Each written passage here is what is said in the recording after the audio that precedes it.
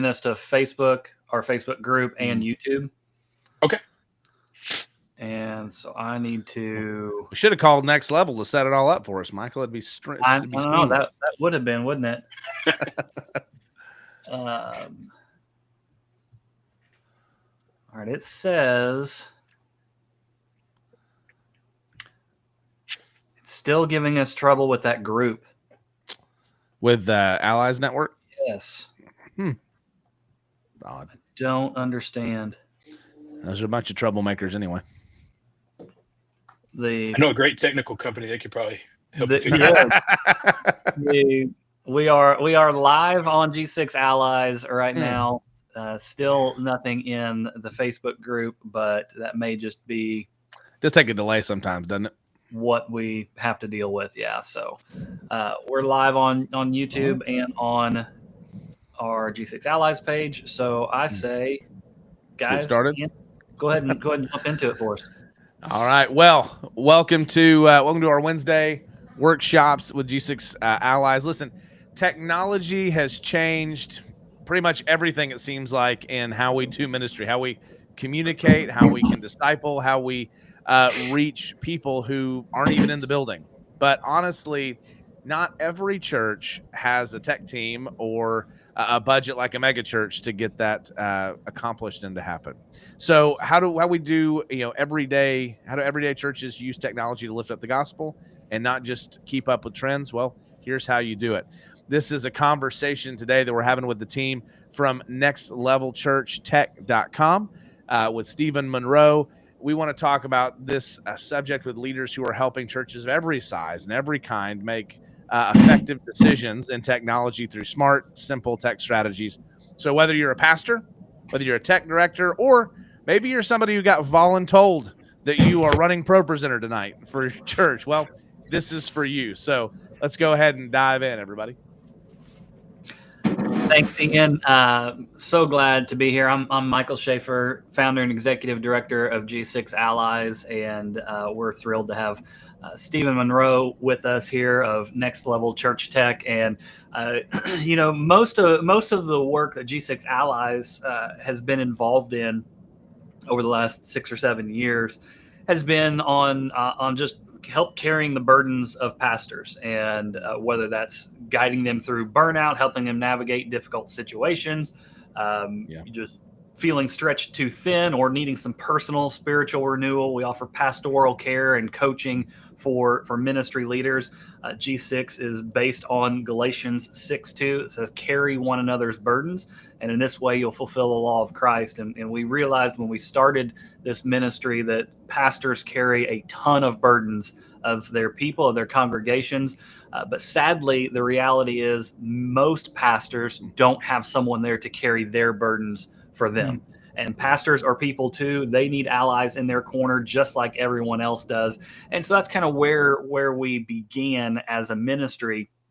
But over the years, we've seen God open doors and allow us to stretch beyond that and help carry burdens come in all forms, shapes, and sizes, right?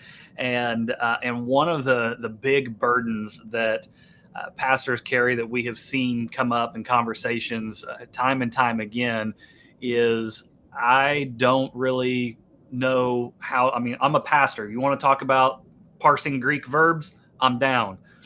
But you want to talk about how to set up my sermon streaming? You want to talk about the right AV equipment to use? Completely lost. Then it is all Greek to me, right? And so that's where we find a lot of pastors. And so I'm really thrilled that we get to work with guys like Stephen and talk about those kind of issues, because there are so many pastors who struggle in this particular area. So Stephen, welcome. So glad you're here. Tell us, before we get into the tech and church side of things, give us a little bit of context about who Stephen Monroe is. Tell us about you. Yeah. So I have, I've been in the church world all my life. I grew up going to church 17 times a day. If the doors were open, I was there. And man, just fell in love with the church, and realized pretty quickly that God had gifted me in technical things and understanding technical things. And so over the course of the last 30 some odd years, I have played pretty much every role you could possibly imagine in ministry, in church ministry and technical ministry. I've been on staff as technical director, as facilities director. I did a short stint as student pastor. It was short because God laughed and said, no, that was not it. Been there. You missed that mark. And so we've had all kinds of fun. But over the past year, God's just really laid on my heart that pastors and church leaders get lost in the technology. Everything's technology. You know, from my phone dinging to my left, it dropped in my microphone. Did you guys lose it? No, you're good. Oh, we got you. You're good. Hang on. Forget these. Can you hear me now? We got you. Oh, yeah, you're Got it. good. Yep. Sorry. Awesome technology. So God just laid it on my heart to open some doors that may not be normally open. So we've got 2 financial partners that we lease stuff through. So maybe the church doesn't have the capital to do a $15,000 or $20,000 project. We've got financial partners that will come alongside them for, $200 or $300 a month that they can swing. Or just being that tech support that churches need. So we've got a membership subscription base that allows you guys to pick up the phone and call on a Sunday morning and say, "Oh no, it's on fire," and we help you guys walk through that stuff. And so leaning into what God's got for us has been an interesting year, but that's kind of where we are. That's the short version of me. Yeah, that's awesome. Besides, dad, 3 kids, 4 horses, and 2 dogs. Okay. So I feel like we lost a lot of story in there. We might deviate a bit from our purpose here, but I am curious about the horses. How long you been a horse owner? You can hear me, but I can't hear you. Uh-oh. Oh, that's we can hear you. Can you hear me? Okay. Now I got you. All right. See, there it is. Cool. So I was saying it's completely off topic a little bit here, but I'm curious about the horses. How long have you been a horse owner? Yeah, so we have owned horses about 3 years now. So we do. My daughter likes to ride. I like to ride, but we also do some what's called non-medical therapeutic riding. Yeah, and so we work with a couple of different counseling and family youth agencies in our area to do therapeutic riding. Equestrian therapy. Yes. Yeah, equestrian. Yeah. Yep. Love That's it. pretty cool. Yeah. Man. So cool. Well, that's awesome. So when it comes to the church tech side of things, and we've already alluded to it a bit of how that is a burden that a lot of pastors carry. What has been your experience? Like what's been kind of the big challenge, or why do a lot of pastors feel stuck when it comes to their tech needs? Is it more of the financial resources side of things? Is it more of the knowledge or the know-how, or I don't know what? Because I mean, if I Googled church audio video equipment, I'm sure I'd get 50 pages of different companies selling me different products, and I wouldn't even know where to begin and how to evaluate them. Is it more of that side of things that they're getting stuck on, or is it pretty evenly distributed in your experience? Yeah, so it really is evenly distributed. The challenges of churches since COVID has really been what I call the front door, right? Their website, their live stream. You guys know that people are jumping on Facebook and checking things out. Yep. And people are jumping on their website and checking things out. And if their website is bad, their live stream is bad, people are jumping to the next live stream.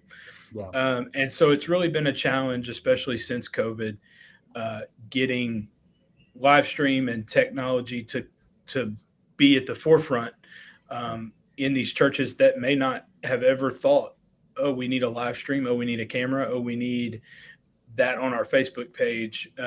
So that's been one conversation. And about 50% of churches are like, we don't know how to do that.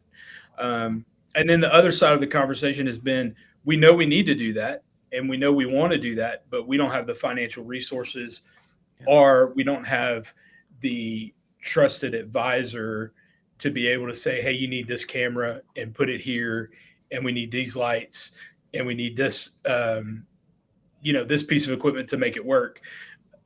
Be that trusted advisor. And then the financial piece is always the challenge. And so that's why we have the leasing partners in place to be able to help with those needs also. I think, a lot of, I think we fail to underestimate, maybe because I think, technology is always the devil for a while.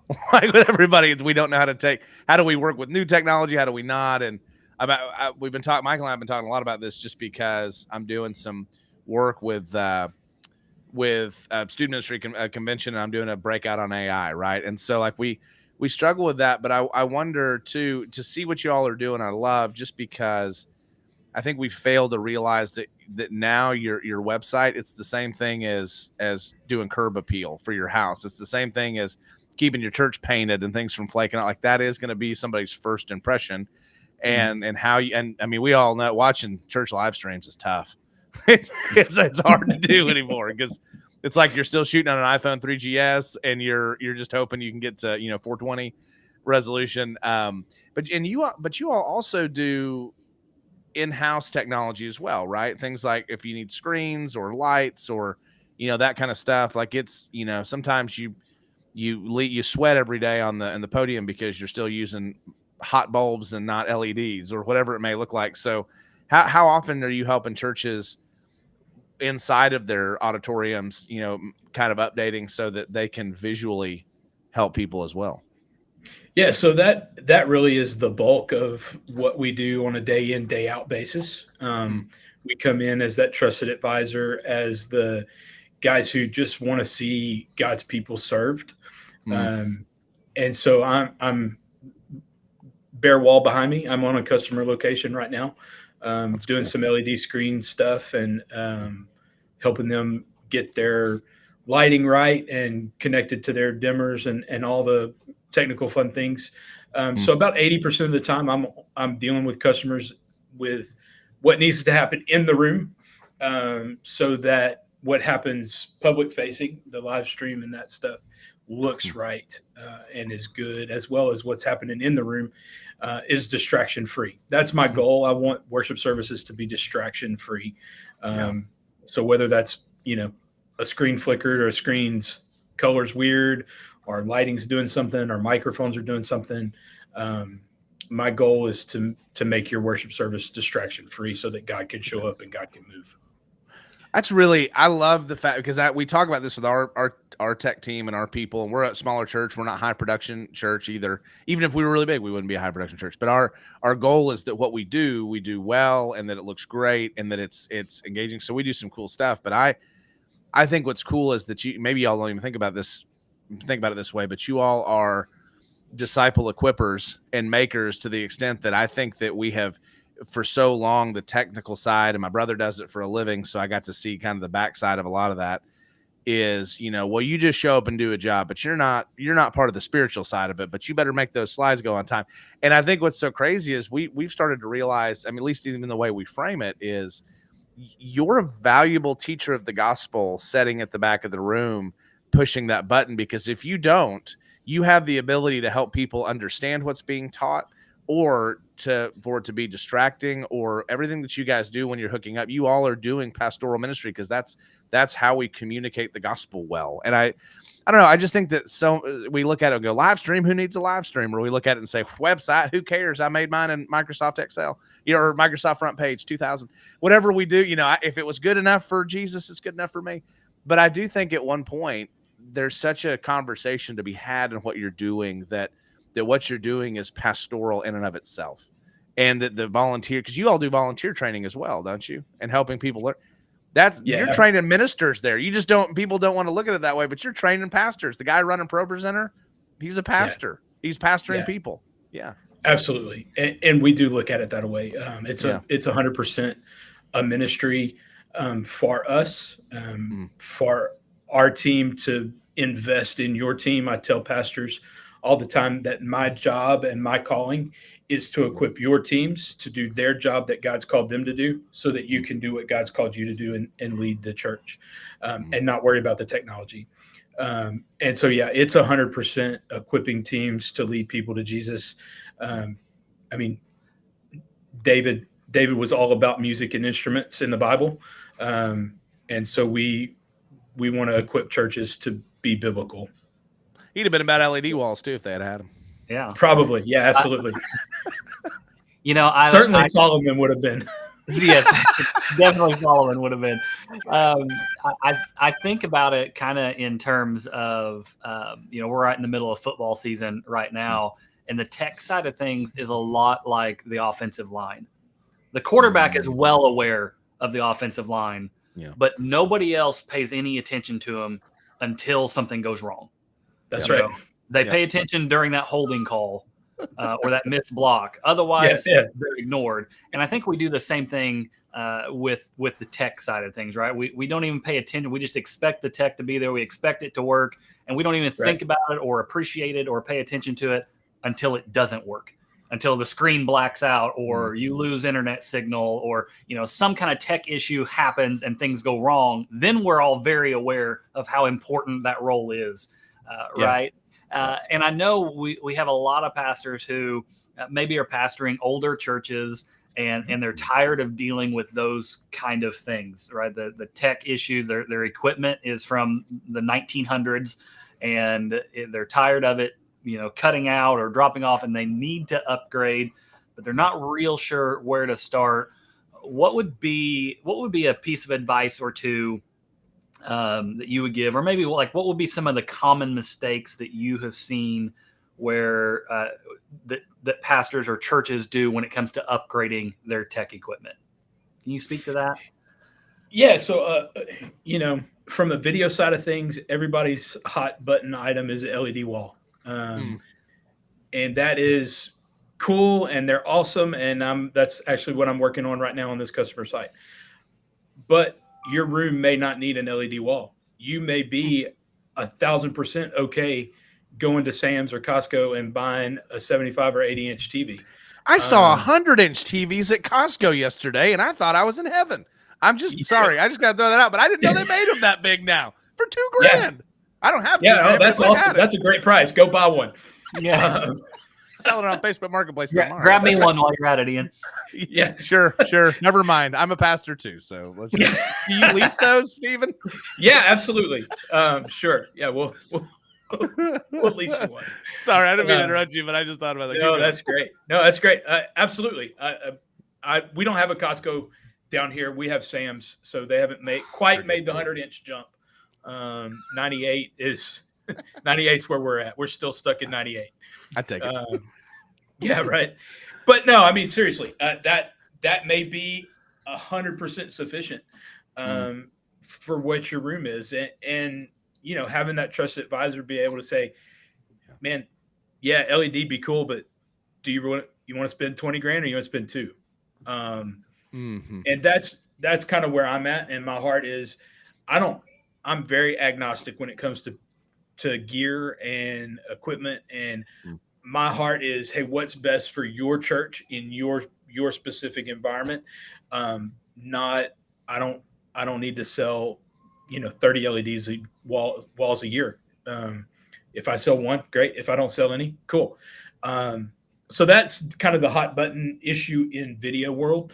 In audio, digital console, everybody wants to make the jump to digital console. I would encourage that jump because there's just some ease of use that comes into that, but you don't have to jump to the $30,000 or $40,000 digital console. We can probably put you in a digital console that has all the features you need for $3,000 to $5,000. Lighting is a tougher conversation. because you can buy cheap LED lighting, is cheap LED lighting. And so you got to be careful in that world to find the balance between what's affordable and economical versus what will accomplish what you want to accomplish. Yeah. That I may be asking the wrong questions, but one of the questions I think of too there's a lot of guys that are in older buildings that were designed for a different era, and sometimes there's always that question of, it's not if I need a screen or if I need better lighting, but it's like, am I going to have to completely rip out and redesign my entire building? And I don't have the budget for that. We work with a lot of churches that are smaller. Is it pretty easy to make some of these changes and do that without having to bring a lot of construction involved? Oh yeah, 100%. We can, man, we deal with churches. I've got a church that's in an old movie theater. We deal with churches all over the place that have different environments, shopping centers, old buildings, new buildings. It just, we do as least invasive as possible. Now to say 100%, oh yeah, we can solve all your problems without construction or without electrical or without this. I can't do that, right? But we can work to solve whatever situation there is with as minimal intensive construction as possible. Yeah.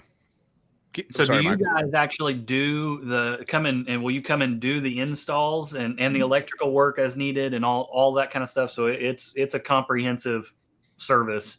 Or if they already have that and they just need to buy equipment, they can just buy or lease equipment from you, right? So it's really, you run the gamut of meeting those needs. Okay. All the way down to, now I won't do the high voltage electrical. So when when it crosses into 120 volt power, typically what I do is I work with an electrician that the church has an existing relationship with, or I help to find an electrician that will do what we need them to do. Just because I don't have the licenses and certifications to do that work in every state all over the world. But I do have the knowledge to be able to communicate clearly with someone that the church already has an existing relationship with. But yeah, everything else, install, doing the wire, pulling the cable, are just, hey, you know what? I'd recommend this piece of gear, put it here. If you have questions, call me. It's such a cool thing too. So, I mean, and it doesn't have to, like you said, it doesn't have to be an LED wall. But one of the things that I noticed I was at a church in the last, now it's not been the last several years. This has been back before they leased screens, and screens were like $500,000. But we were talking about, we were building a new area specifically for a student space. And the argument was, and I think as I'm thinking about this, I'm thinking about this from a pastor, from a pastoral perspective, it's always, we look at it like obstacles and not like opportunities. So I want to remove as many obstacles as I can. But I think what's interesting about it is you're spending money on things to decorate, to upkeep, to make your space fit your season and your Sunday and your time. One of the things that I thought was so interesting, because I used to buy, wish y'all had been around earlier, Stephen. Wish you had been, the Lord had have called you quicker. But I remember what church I was at. I'd pay hundreds of dollars every month for $200 to $300 for a big vinyl sign to drop behind the stage that was whatever series we were doing. And so when they laughed about how much money that cost, but the amount of money it cost me to do that, I'm sitting here looking now, if I were doing it, because my thought was, I want my walls to be gray or black, or I want my ceiling to be whatever it is, because if I can not spend money on all of that, I can spend money on something behind me that I can constantly change the theme of. Like I could have not spent all that money on those sides. And I think that sometimes maybe as pastors are thinking through, what does it look like? Well, maybe if you look at your budget and you're sitting there thinking, man, I have $200 to $400 or $500 a month tied up in all the different decorations and the things we're doing every couple months, it may be worth it to say, you don't have to decorate like you're doing it. And maybe you need to look at, what digital options do I have? I think that that's a really cool idea. What y'all are doing, I think, is revolutionary for a lot of churches, because I think we have learned helplessness, that we just assume that because we are a certain size or in a certain type of building, that's just what we're going to have. And I don't think has to be the case. No, that's not the case at all. So, I mean, we work with churches from 30 to 3,000. And like I said, I'm equipment agnostic. I want to give you what's best for your environment, for your church, for your team. If you've got the super technical guy that's at the sound booth, and we can go a little bit more in depth and more complicated, we will. But if you've got my dad sitting at the soundboard who wears hearing aids, and if his phone can't connect to it, he can't hear it. I love him, but that's awesome. If it can't connect that to was an oddly specific example, almost like making that happen before. Yeah, well, we didn't send him the link, but we'll put the console in place that'll make that work for him. You need to put on that on your marketing and be like, "Are you deaf? It doesn't matter. We've got the right thing for you." That's so good. I want to take your mind and make you an AI platform, and just be Steven AI, and that's what you need to start selling. So people can just ask questions, and it'd be a dangerous place. A dangerous place. That's so good though, because we don't. The fact that you all, not only can you install it, not only can you offer what you need, and the beautiful thing is you're offering what people need for what the budget they have, and you're going to help them walk through that. But that you can help train up or work with anybody they have at any stage, it sounds like. And that's gold, because it's really hard to train people to be proficient in something that you just are not gifted in and don't understand. And so that's huge, I think. Well, Michael, so we've got, it looks like from the stats I see here, we've got 5 or 6 people watching live right now. And so if you're watching live and you have a question about tech stuff, drop that in the chat. If you're watching the recording back later, obviously, we're not going to see you dropping comments in the chat, but that's fine. Do it anyway. But go ahead and type those in there if you have tech questions. But I want to go back to a leasing question, and then I want to shift gears a little bit to tech support type of a thing. So on the leasing side, we've already mentioned that you have leasing companies you work with, so you actually can lease equipment, or you can sell equipment to churches. Talk about some of the pros and cons or the benefits of one versus another. When should a pastor be looking to lease equipment, and when should they just be looking to purchase the equipment? That's a great question, which everybody says right before they don't have an answer. You're like, well, do you have a wealthy donor in your church? Yeah. It really comes down to a cash flow question. Okay. 9 times out of 10. Now, where that 10th time comes in, maybe the pastor who's like, man, I want the hot button. I want the latest and greatest every year, right? I want to be upgrading our lights. I want to be upgrading our screen. I want to upgrade our soundboard. I want the latest and greatest, right? That 10th one we'll throw out the window for this conversation. Okay. 9 times out of 10, it's a cash flow issue. Maybe you have 6 months reserve sitting in a bank account that you could go out and spend, we'll just say $20,000 on an LED wall. But that's going to wipe out your reserve, or it's going to take your 6 months to 3 months or something like that.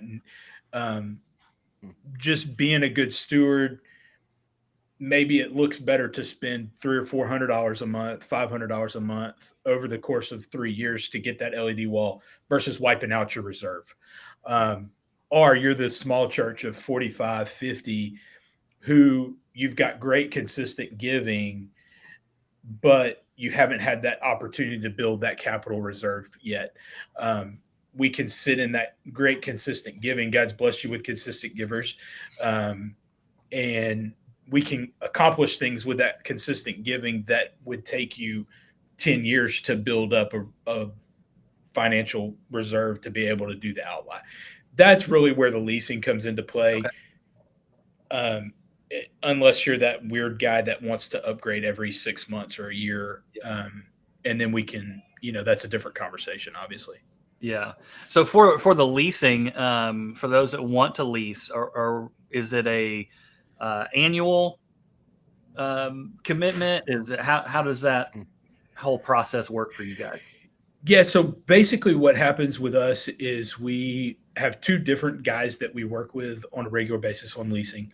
And kind of in the course of conversation, I pick which one we go with, or maybe we send it to both and let them. Um, Generally, it's a straightforward equipment lease, 3 to 5 year term.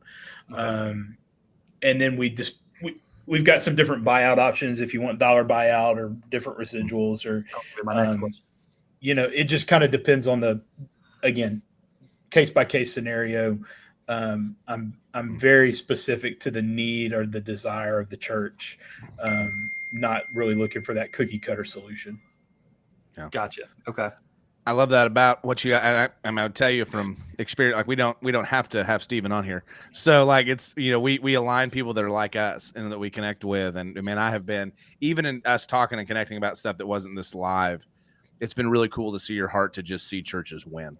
And I think that that's just something you don't see in a lot of places. So I would tell you if you're watching this and we're not live, or if you are live or whatever, I would ask the question. I'd make the comment and I'd get connected, and we'll help you connect you with Steven. But it's worth having a conversation. What do you gain or lose with it? And so it's worth asking the question, how do we do this better and what's it going to cost? Because at least you know what you can work towards if you can't do it. Michael, you had another good one in the barrel, and I interrupted you because I'm color commentary and good looks. Looks like so we got one question in the Facebook chat. So we'll do this, and then I'll ask my other question.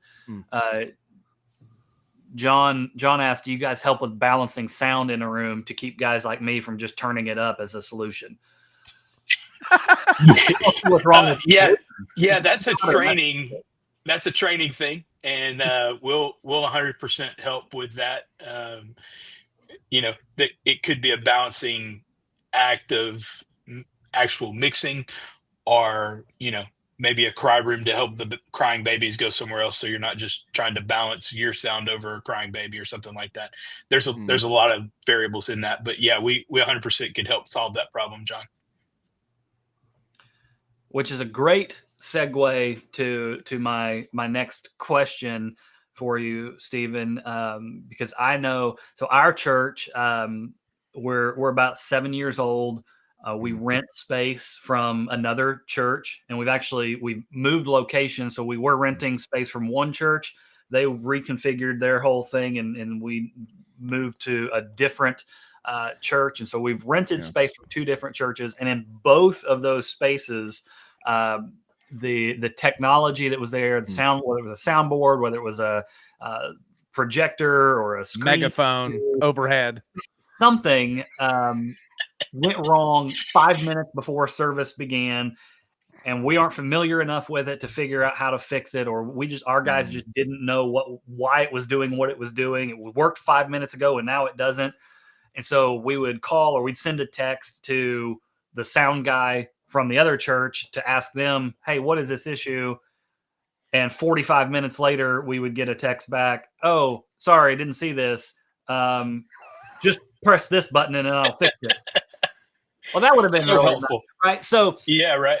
So I am painful, and that's not to disparage those guys, because they were really, really great 99% of the time.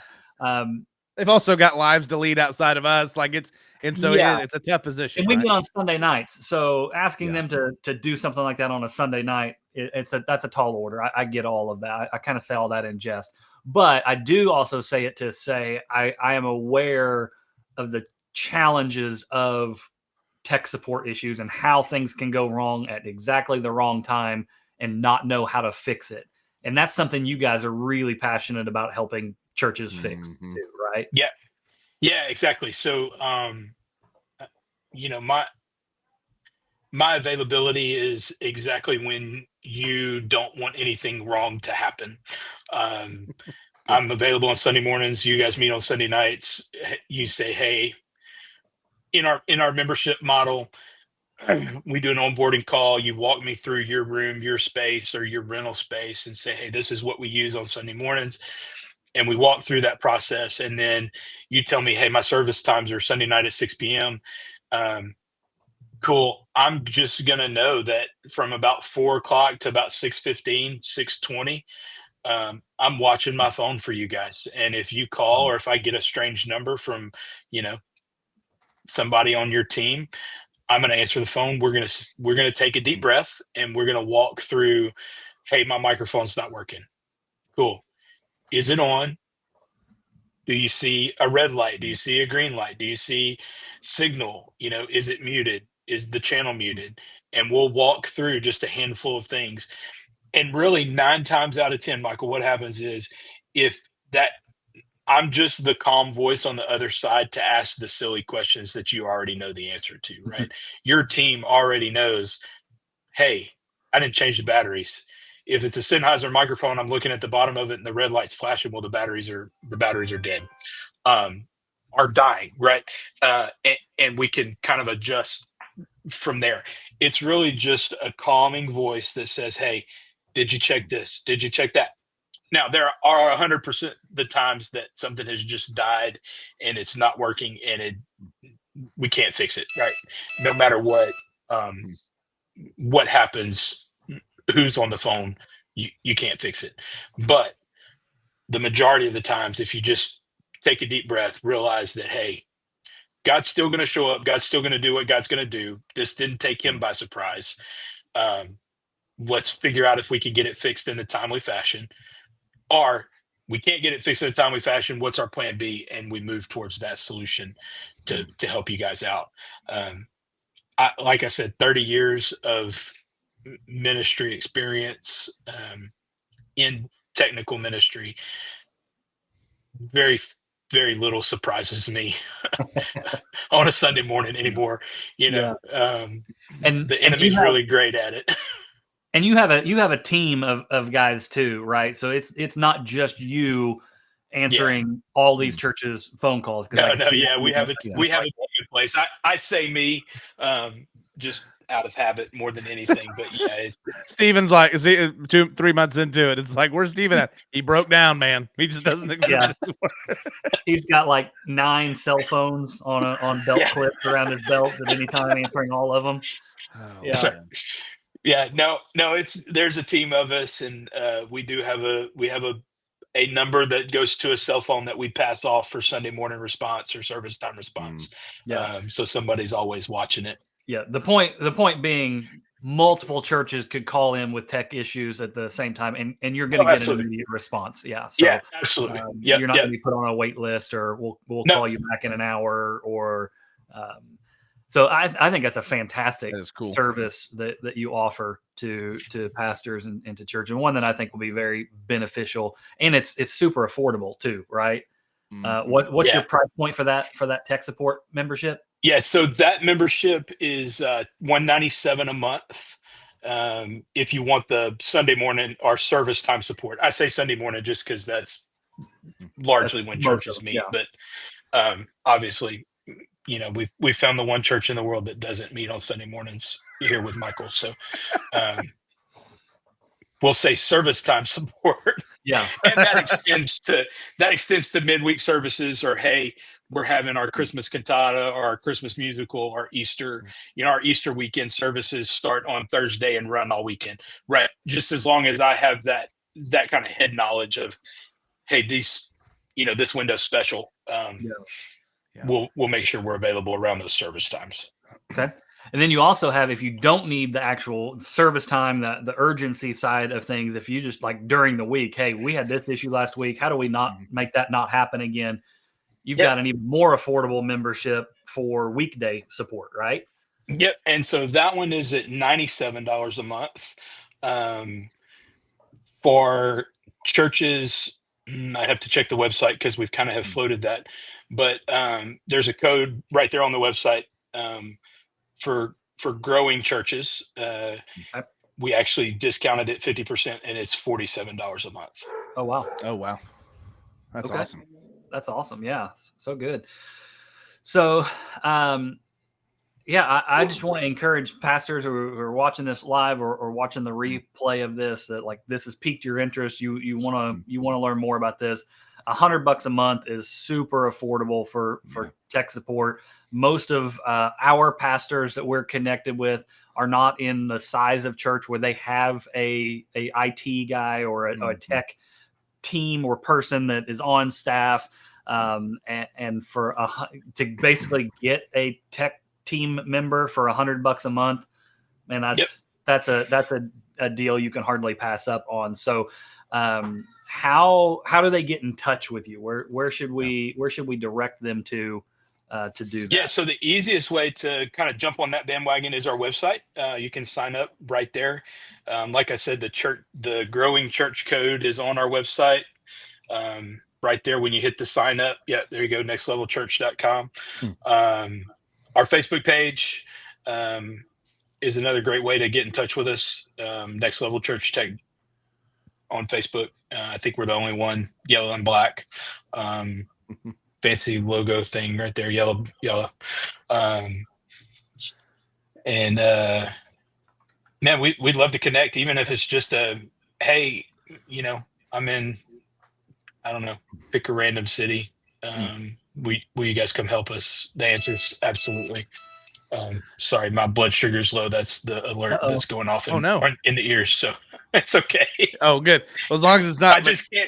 I can't silence the alert. It goes off even when my phone's on silent. That's not an alert you really want to silence anyway. You need that. Exactly.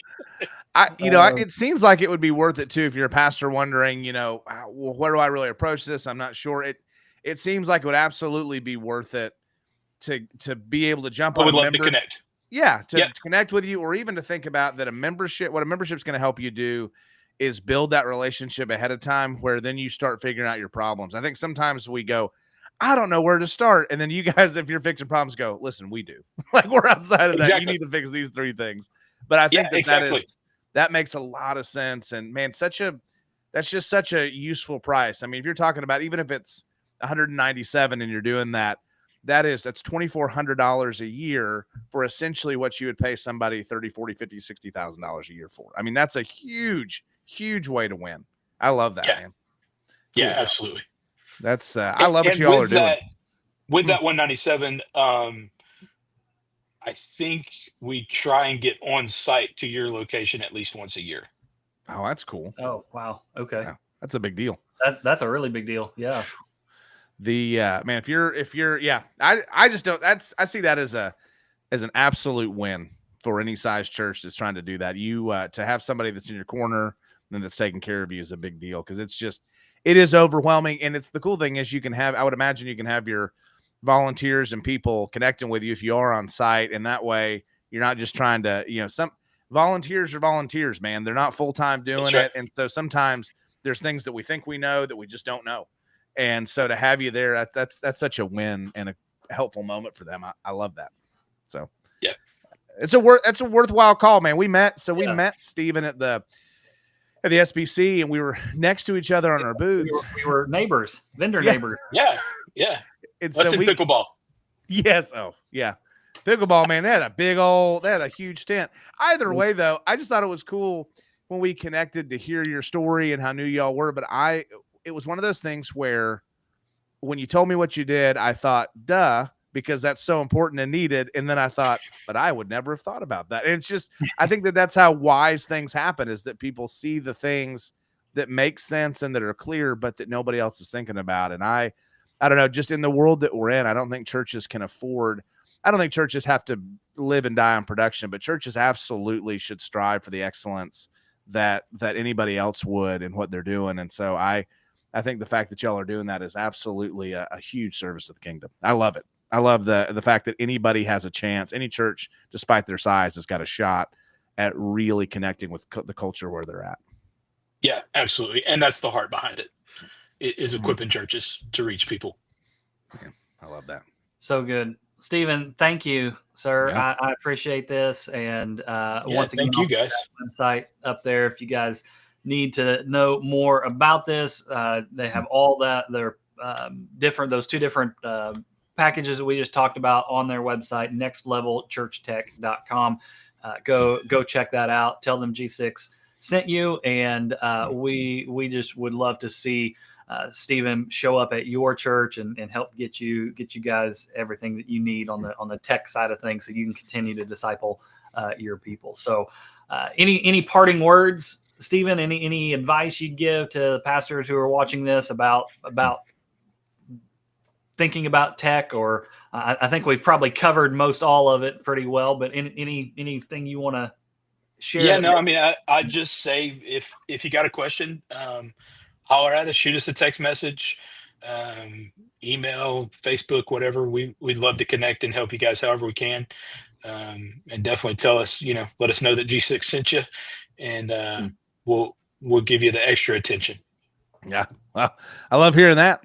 That was a powerful conversation. Listen, you don't have to be a tech genius to lead a church that is faithful and forward thinking. And so we love the fact that the Next Level team just reminded us that technology isn't the goal, that transformation is, but the technology is absolutely a tool to help serve people, not just platforms, but to help a kingdom movement happen. And so if something tonight or today sparked, your idea for the church, and maybe it is tonight when you're watching this, listen, take a step, comment below, visit nextlevelchurchtech.com.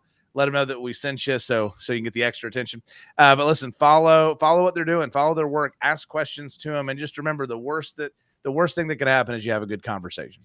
And so thanks for being here, Stephen. Thank you for your team, what you're doing. Keep building, keep dreaming, and let's push forward to the gospel together. Yeah, guys, thank you so much. Thank you. Thank you.